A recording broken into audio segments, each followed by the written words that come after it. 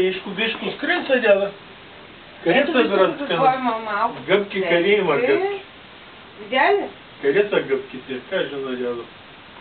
Кошничката паднала.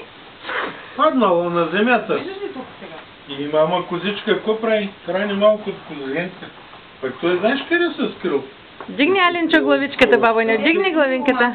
Тя дигни главичка. В печката са мъчно Покажи вътре. къде.